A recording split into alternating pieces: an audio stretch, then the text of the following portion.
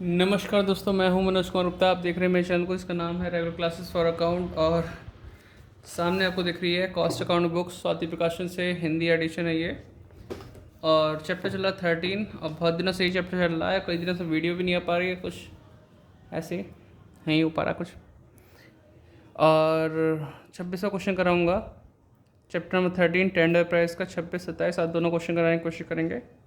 तो वीडियो अलग अलग मिलेगी, पर क्वेश्चन की अलग अलग वीडियो है ना।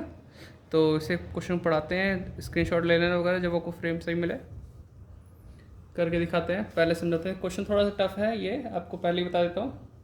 ज़्यादा माइंड लगाने की ज़रूरत पड़ेगी, इसलिए आप चाहें तो एग्जाम्पल 20 का सहारा ले सकते हैं इसके। तो इसमें लिखा हुआ है, वो पढ़ाते पहले क्या लिखा है। स्क्रीनशॉट अगर आपको सही लग रहा है तो आप ले सकते हैं। हिंदी इंग्लिश दोनों में लिखा हुआ है।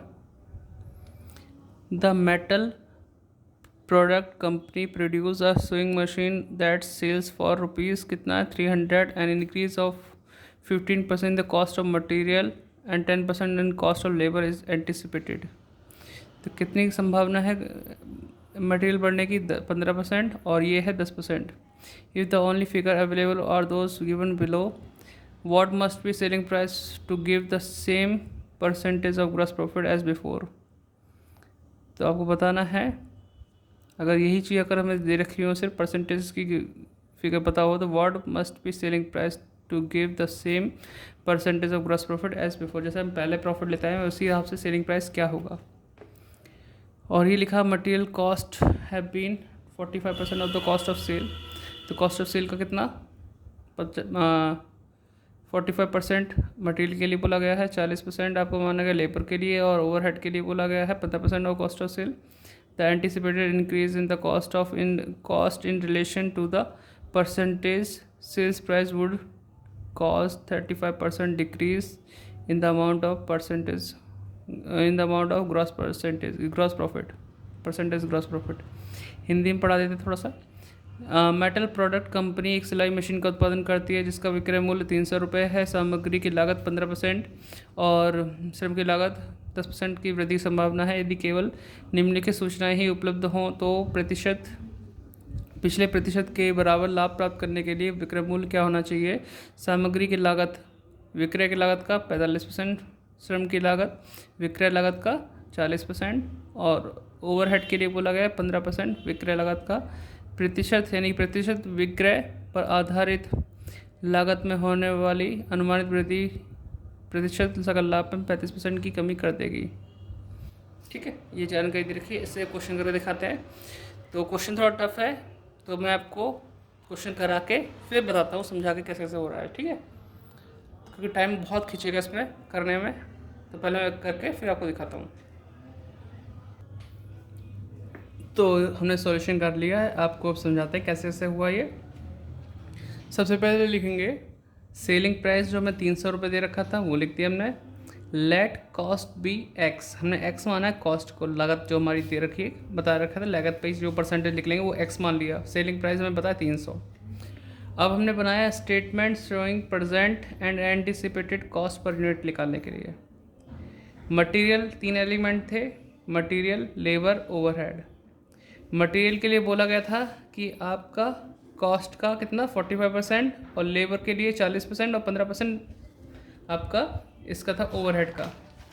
तो कॉस्ट हमने एक्स माना, एक्स का 45% निकाला, 40% एक्स का यहाँ लेबर के लिए, 15% हमने निकाला इसके लिए ओवरहेड के लिए।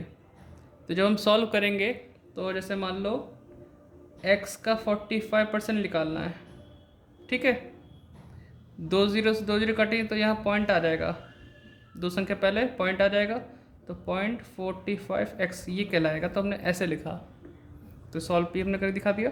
ऐसे ही तब सब चीज़ प्लस सॉल्व कर लिया, प्लस करेंगे तो 1x के आसपास आ जाएगा। और जो हमारा इंक्रीमेंट हुआ है वो मटेरियल लेबर में हुआ है 15% इस चीज़ का, प्रेजेंट कॉस्ट का। तो 15% सॉल्व किया, यह आया 0.675x। 10% 0.40 निकाला था तो 0.04x आ गया।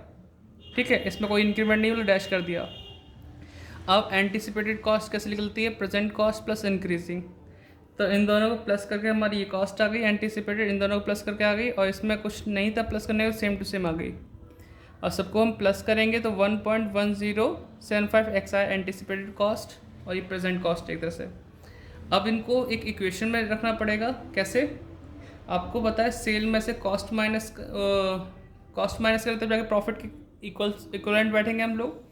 तो सेल में से यानी कि 300 में से एक्स माइनस किया, उसमें से माइनस किया एंटिसिपेटेड, ये प्रेजेंट वाला हिसाब से हो गया, ये एंटिसिपेटेड हो गया। 300 में से हमने ये माइनस किया जो एंटिसिपेटेड कॉस्ट थी, और हमें पता है इस चीज़ को लेके चलने पर हमारा जो प्रॉफिट है वो 35% से डिक्रीज़ हो जाएगा। ठीक है, तो 300 हमारा सेलिंग प्राइस, एक्स हमारा कॉस्ट प्राइस, तो डिफरेंस निकलता है प्रॉफिट, और प्रॉफिट कितना परसेंट कम होगा? 35%। ठीक है, तो 35% में से निकाल के बैठे हम। तो अब हमने करना क्या है, इस इक्वेशन को सॉल्व करना है।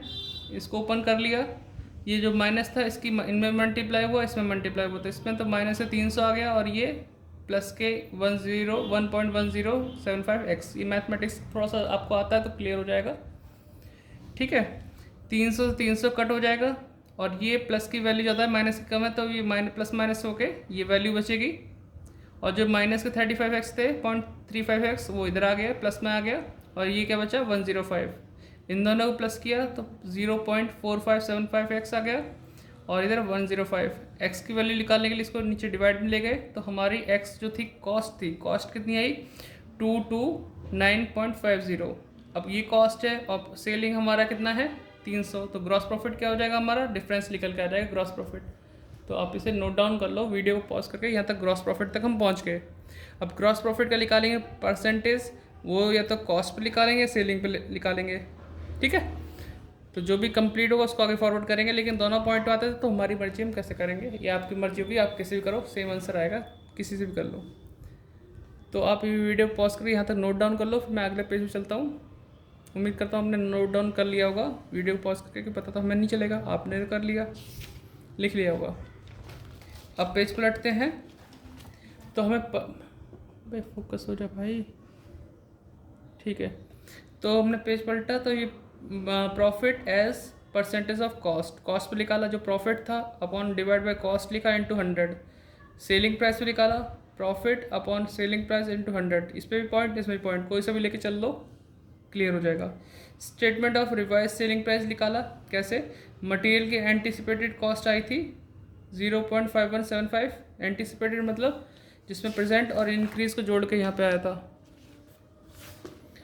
तो इसमें लिखा है 0.5175 एक्स मतलब वही कॉस्ट हमारी थी 229.50, तो इसकी उसमें मल्टीप्लाई करना है, तो इसकी उसमें मल्टीप्लाई करके ये प्राइस आ गया हमारे पास। लेबर का भी ऐसे ही मल्टीप्लाई किया, एक्स की वैल्यू सेम रखी 229.50 और मल्टीप्लाई 0.44 से कर दी, ये वैल्यू आ गई। ओवरहेड का भी सेम ऐसे ही आ गया, सबको प्लस किया, टोटल एंटिसिपेटेड कॉस्ट आ गया। प्रॉफिट निकालने की दो चीज़ थी, इसको लेके चलूँगा तो कॉस्ट पे सॉल्व करूँगा, इस पर लेके चलूँगा तो मैं सेलिंग प्राइस सॉल्व करूँगा, उसमें माइनस वाला फॉर्मूला लगता है। तो मैंने कॉस्ट वाला फॉर्मूला लिया, तो कॉस्ट लिखा, ये प्रॉफिट की परसेंट लिखी, अपॉन 100 किया, प्रॉफिट आया, जोड़ दिया, रिवाइज सेलिंग प्राइस आ गया, यही आंसर है। थोड़ा मैथमेटिकल पॉइंट ज़्यादा आ गया, जिसको मैथ आता है, इक्वेशन सॉल्व करना आता है, उसको तो एक बार में समझ में आ गया होगा। तो फिर भी बताना कमेंट करके आया नहीं आया। बाकी वीडियो छोटी रखने के लिए ऐसा करना पड़ा, वरना सोल्यूशन बहुत लंबा था और ऐसे समझा तो 30-35 मिनट की वीडियो बनती, तो इसलिए मैंने सोचा ऐसे करके दिखाता हूँ। ठीक है, मिलते हैं नेक्स्ट वीडियो में, बाय बाय। डिस्क्रिप्शन चेक कर लेना और वीडियो को शेयर करना, लाइक करना, चैनल को सब्सक्राइब करवाना, सबसे व्हाट्सएप स्टेटस पर लगा दिया करो वीडियो। ठीक है, कुछ ना करो तो